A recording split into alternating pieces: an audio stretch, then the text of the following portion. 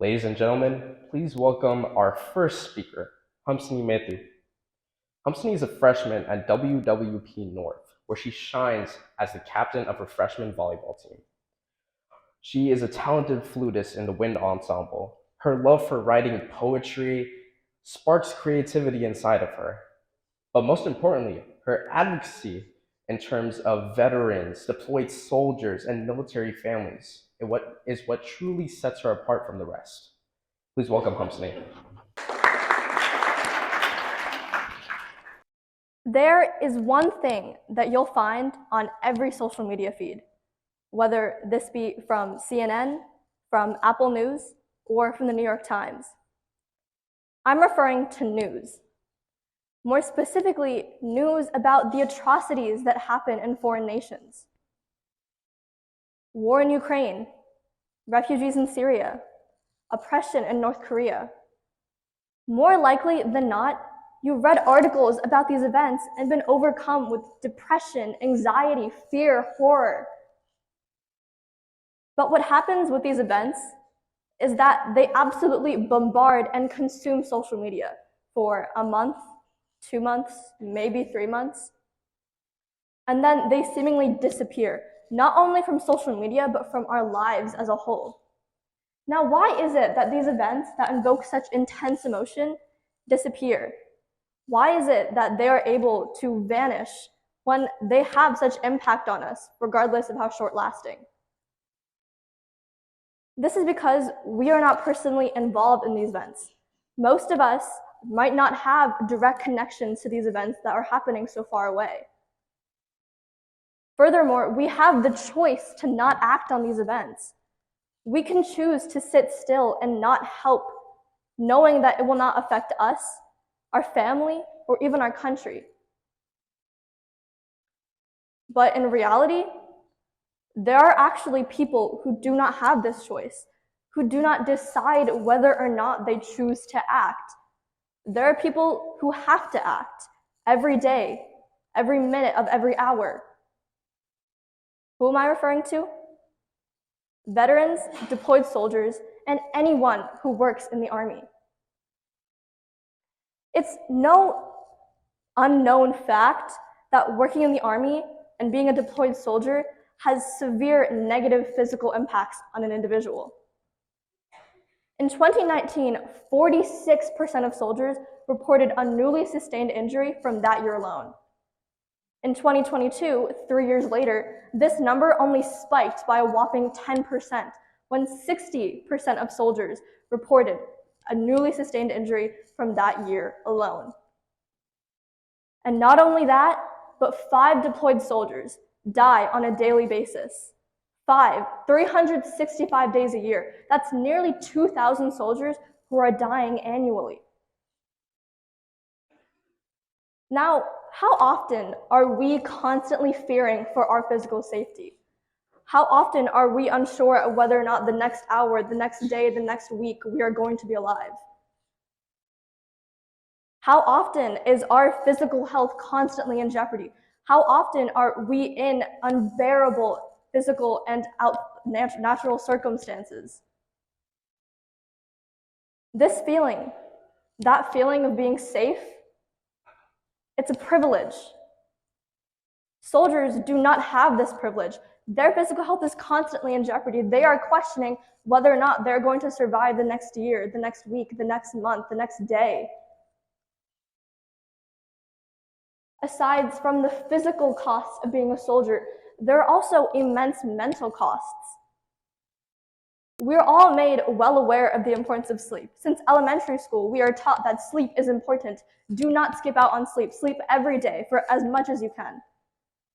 And yet, 20% of soldiers, that's 1 out of every 5, report chronic insomnia.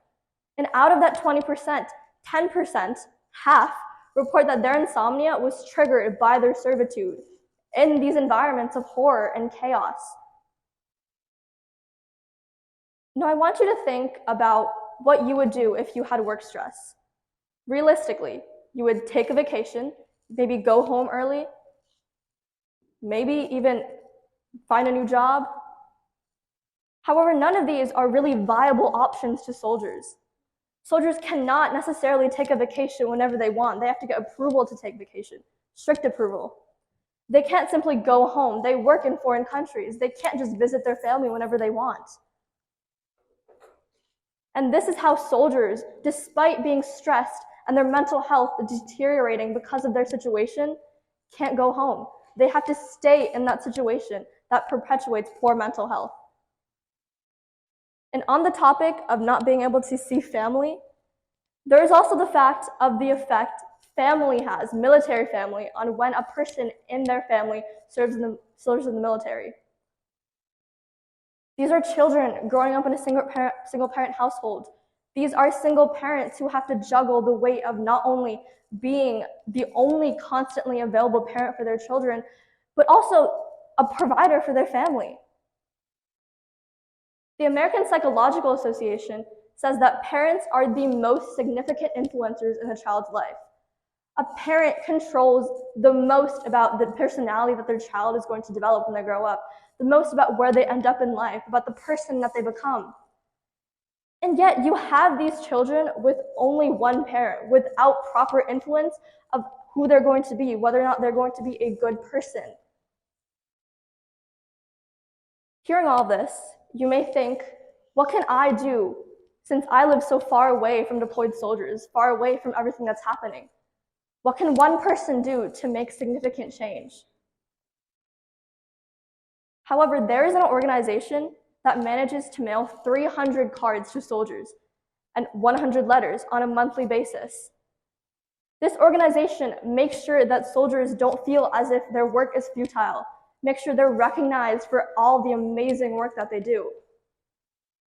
And aside from mailing cards and letters, this organization also has managed to help over 900 million veterans since 2020 when it was started, 2000 when it was started, along with having mailed 1 million cargo packages assisting soldiers since 2000. I'm referring to an organization known as Soldiers Angels. And aside from their branch of mailing assistance to the veterans, they also have in-person events where they work in tandem with hospitals, with food drives, in order to make sure that these soldiers are appreciated for everything that they do, to make sure that the debt we have for everything that a soldier does, the debt of our lives being fought for by them, is neutralized. And you may think, what if I'm not up for it? Which is completely fine. Not everyone has the capacity to volunteer hours of their lives, or even write letters or cards to soldiers in foreign countries. There's also a branch where a person or an individual can take on military families. Those families that were struggling now have additional support outside of their own little group. And it's okay if you're not viable for that either, because again, this requires huge capacity. Simply $1 a day donation, that can make immense difference in a soldier's lives. The organization name itself, Soldiers Angels, is reflective of how extraordinary the cause is. Soldiers Angels. This is referencing how the soldiers essentially act as angels to us. They make sure that we are safe, that we are provided for, that we remain alive. And it's time that we acted as their soldiers instead of vice versa. War in Ukraine, refugees in Syria, oppression in North Korea. These may be our social media feeds, but they are and will always be our soldiers' entire lives. And it's time that we fought for their survival by providing a helping hand. Thank you very much for an excellent presentation. So I understand the Soldiers for Angels, I guess that's the organization. It's an ongoing problem, right? I mean, there are many wars are happening, and even by the time a lot of the soldiers and their families are affected. So how do you thought about the government can help? I mean, sometimes they go to the military veterans affairs and all that, but there are also non-profits are playing a very important role. How do you see, to minimize their hardship faced by the soldiers? Well, I think the ongoing activity that I mentioned about organization, like the letters, the mail, that makes a significant change in their lives mentally. And I think it's overestimated how much impact mental health has on an individual's life.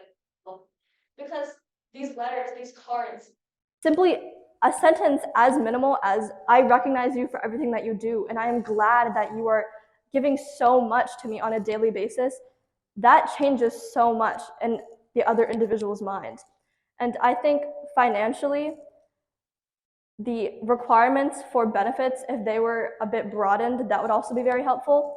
Like, for instance, if a soldier has to have enrolled after September 7th in 1980, they have a requirement that the soldier has to have served for a 24-month continuous period if they want to be eligible for veteran benefits after they are no longer serving in the Army. And I think the fact of it being continuous has so much weight on a soldier's mental health, because your family can act as such an important safe circle. They can help you so much mentally, financially, physically. And I think if this one word continuously was taken out of that requirement, it would help soldiers so much. Thank you very much.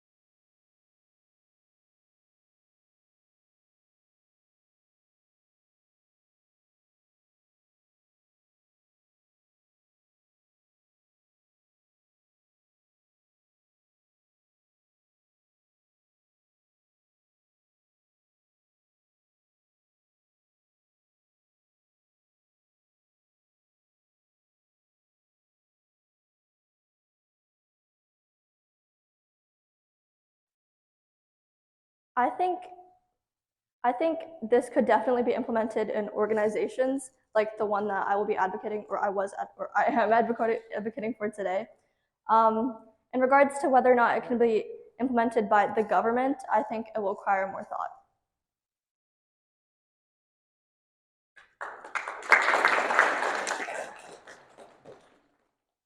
Councilman, thank you for that truly impactful speech. Your passion, insight, dedication have truly left an impression on all of us, shedding light on the challenges faced by veterans, deployed soldiers, and even military families. And thank you for inspiring us to take action.